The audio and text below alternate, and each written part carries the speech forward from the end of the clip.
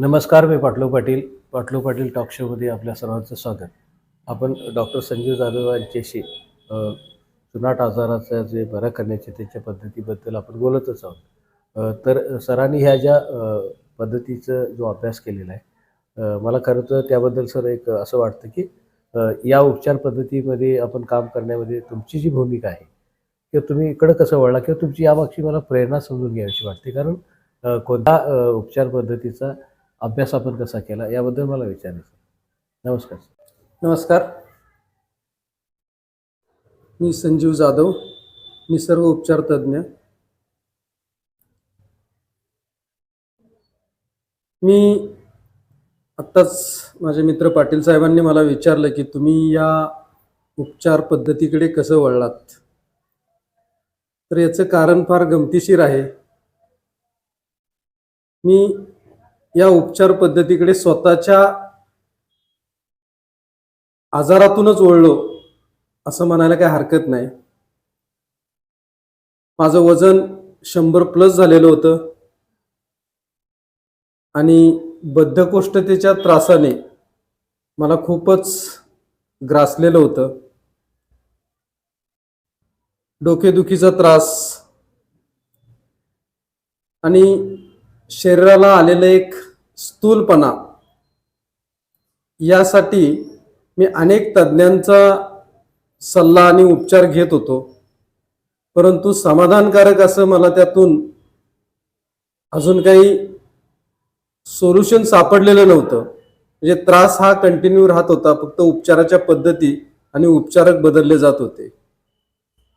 आणि असं करत असतानाच हळूहळू या त्रासातून अनिद्रेकडे माझी वाटचाल सुरू झाली आणि रात्र रात्र या कुशीवरून त्या कुशीवर फक्त कूस बदलत रात्री जागून काढत होतो. आणि हा त्रास माझा खूपच व्यापक बनत चाललेला होता. त्यामुळे चिडचिडपणा, कुठल्याही कामात लक्ष न लागणं, करत असलेलं काम पूर्ण क्वालिटीने न होणं, अशा अनेक गोष्टींना मी सामोरं जाऊ लागलो. आणि हे कुठंतरी थांबलं पाहिजे याची जाणीव मनामध्ये तीव्रतेने वाढू लागली. आणि यासाठीच मी एके ठिकाणी निसर्ग उपचार केंद्र आहे आणि त्या ठिकाणी उपचारासाठी मी तिथे गेलो. आणि तिथे गेल्यानंतर तिथे ज्या पद्धतीने उपचार दिले जात होते ती पद्धती मला खूप आवडली.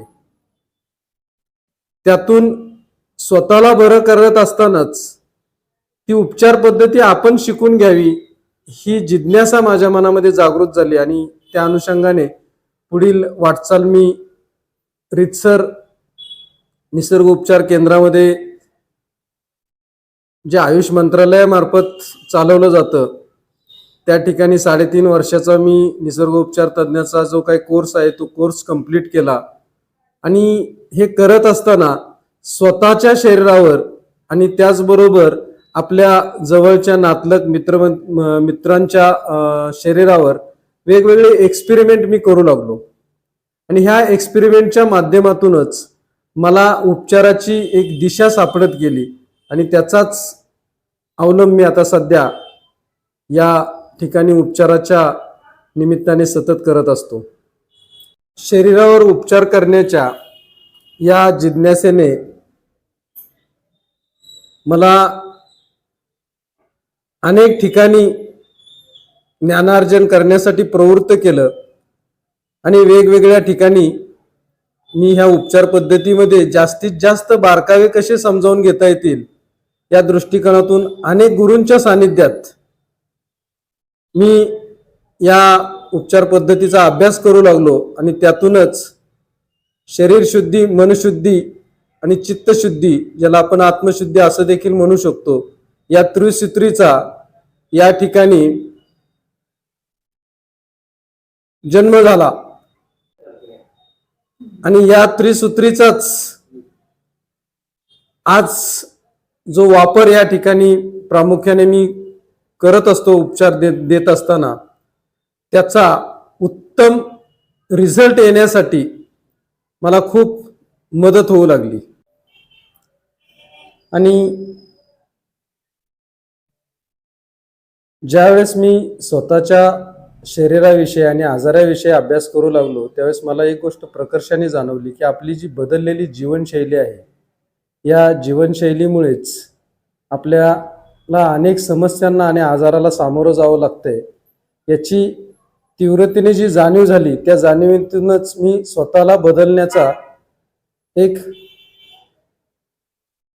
प्रयास या ठिकाणी सुरू केला आणि त्याचं दृश्य स्वरूपात मला ओळखणाऱ्या मित्रांना, नातेवाईकांना परिणाम दिसून येऊ लागला आणि त्या बदललेल्या माझ्या रूपाकडे पाहून अनेकांनी माझ्याकडे चौकशी करायला सुरुवात केली की तुम्ही नेमकं काय करताय की ज्यामुळे तुमच्या व्यक्तिमत्वामध्ये एवढा बदल दिसू लागलेला आहे. आणि याबद्दल सविस्तर त्यांना माहिती सांगत असतानाच त्यातील काहींनी त्यांच्या समस्या मला सांगायला सुरुवात केली आणि त्या समस्यांचं निराकरण करण्यासाठी आम्ही काय करू शकतो याची विचारणा ते माझ्याकडे करू लागले. आणि मग त्यांना मार्गदर्शन करत असताना आणि त्यात काही गोष्टी जाणीवपूर्वक त्यांच्याकडून करून घेत असताना त्यांनाही अतिशय उत्तम पद्धतीचे परिणाम दिसू लागले आणि त्यातूनच माझ्याकडे एक चांगली उपचार पद्धती आहे जिचा उपयोग आपल्याला आपलं शारीरिक, मानसिक आणि आत्मिक स्वास्थ्य सुधारण्यासाठी होऊ शकतं. याचा प्रचार आणि प्रसार हा या मला ओळखणाऱ्या लोकांकडूनच सर्वदूर होत गेला आणि त्यातूनच माझ्याकडे उपचाराच्या पद्धतीसाठी विचारणा होऊ लागली आणि त्या पद्धतीने माझी ही वाटचाल आत्ता या स्थितीपर्यंत येऊन पोचलेली आहे. आणि या माझ्या उपचार पद्धतीची खऱ्या अर्थाने सुरुवात ही जयसिंगपूर नगरीमध्येच सुरू झाली आणि या जयसिंगपूर नगरीमध्येच मला त्याचा भरभरून रिस्पॉन्स देखील आज मिळत आहे. त्यावेळेसच उमळवाड येथे सराफी व्यवसाय करणारे माझे मित्र श्री प्रशांत पोवळे यांच्या भगिनी, ज्यांचं वास्तव्य कोकणात असतं, त्यांना सांधेवाईच्या आणि वजनाच्या त्रासाने खूपच जखडलेलं होतं. त्यांचं शरीर कुठल्याही परिस्थितीत हालचाल झाली तर ते वेदनेने त्यांना तळमळायला भाग पडत होतं आणि ही समस्या घेऊन ते माझ्याकडे आले.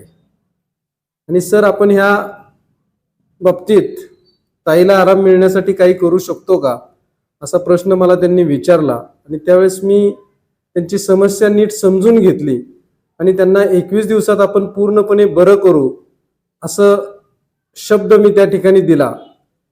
आणि माझ्या या शब्दावर विश्वास ठेवून माननीय प्रशांत पोवळे हे आपल्या भगिनीला कोकणातून इथे जयसिंगपूरमध्ये घेऊन आले. त्यांना ज्या स्थितीमध्ये आणलं होतं त्यावेळेस चौघांनी उचलून त्यांना रूममध्ये आणलं होतं आणि शरीराला थोडासा स्पर्श जरी केला तरी त्या वेदनेने तळमळत होत्या, अशी त्यांची अवस्था होती. माझ्या या उपचार पद्धतीतून मी दिलेला जो 21 दिवसाचा शब्द होता त्यामध्ये 17व्या दिवशीच त्या पूर्णपणे व्याधीमुक्त झाल्या आणि आपली प्रत्येक काम त्या अतिशय हलकेपणाने स्वतः करू लागल्या.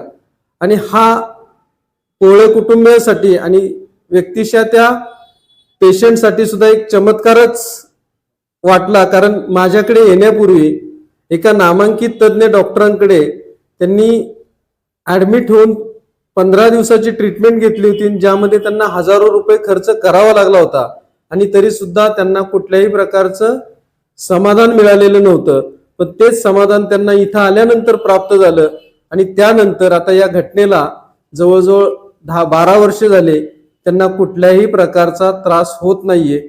आणि हीच गोष्ट त्या काळात माझ्या उपचार पद्धतीचा प्रसार करण्याचं एक निमित्त ठरलं. आणि माननीय पोवळे दादा आणि त्यांच्या कुटुंबियांनी त्यांच्या संपर्कात येणाऱ्या प्रत्येक व्यक्तीला ताईंच्या जीवनामध्ये हा जो शारीरिक, मानसिक बदल झाला तो कथित केला आणि त्यांच्या माध्यमातूनच माझ्याकडे सर्वप्रथम उपचारासाठी पेशंट यायला सुरुवात झाली.